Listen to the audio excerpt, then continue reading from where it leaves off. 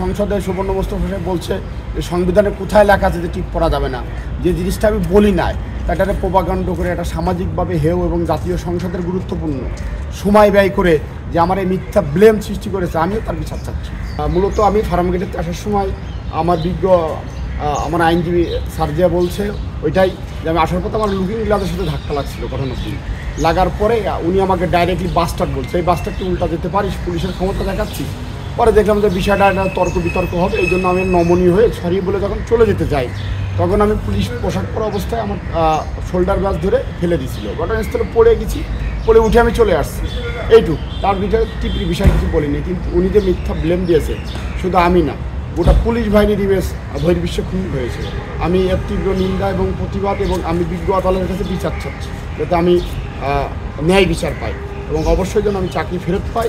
সেই সাথে যে মিথ্যা ব্লেম প্রোপাগান্ড, এই সাম্প্রদায়িকতা সৃষ্টি, ধর্ম অনুভূতিতে আঘাত, এদের আমি বিচার চাচ্ছি সবাইকে। ওনার সাথে আপনার ব্যক্তিগত কোনো পরিচয় কিংবা শত্রুতা আগে থেকে ছিল না, তাহলে সেই ক্ষেত্রে আপনাকে এভাবে গালি দেওয়া কিংবা আপনাকে একটা ব্লেম দেওয়া এটা কারণ মনে করেন? এখন ওনার সাথে আমার কোনো ব্যক্তিগত আক্রোশ নাই, কোনো শত্রুতা নেই, আমি ওনাকে চিনিও না, কখনো দেখিও না। এটার সম্পূর্ণ বানোয়াটভাবে উনি এই ব্লেমটা সৃষ্টি করেছেন।